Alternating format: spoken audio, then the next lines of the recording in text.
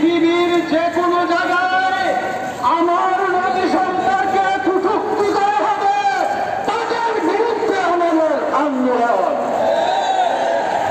আমাদের অনেক বক্তারা বলেছেন তাহাজ্জুদ গুজার প্রধানমন্ত্রী, কিন্তু তার নবী নাই। তিনি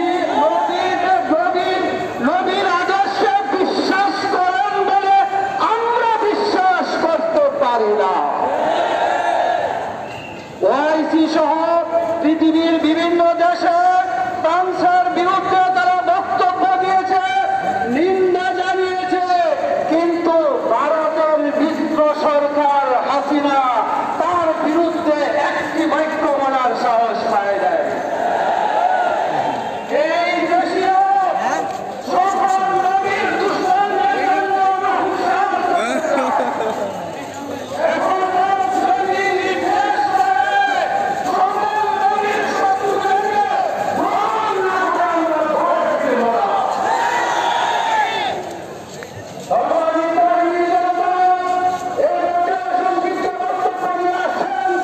গাজীপুর প্রতিনিধি আমাদের ইসলামের হযরত মাওলানা ফজলুর রহমান মুন্সি।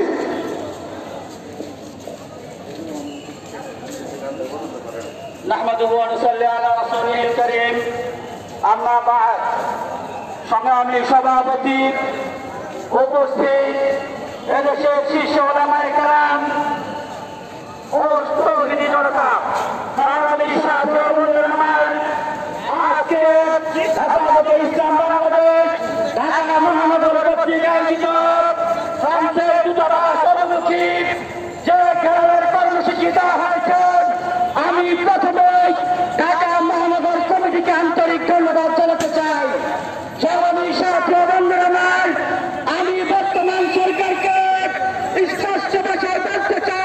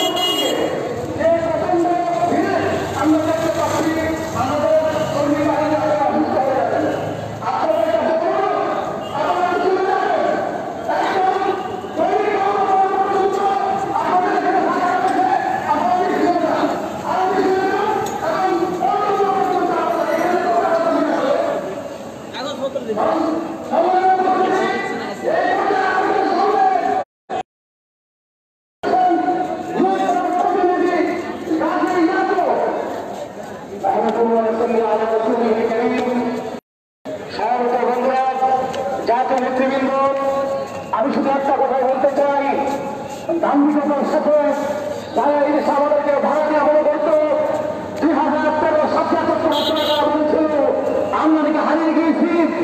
আপনাকে হারিয়ে গিয়েছেন, শাহবাগে হারিয়ে চলে গেছে।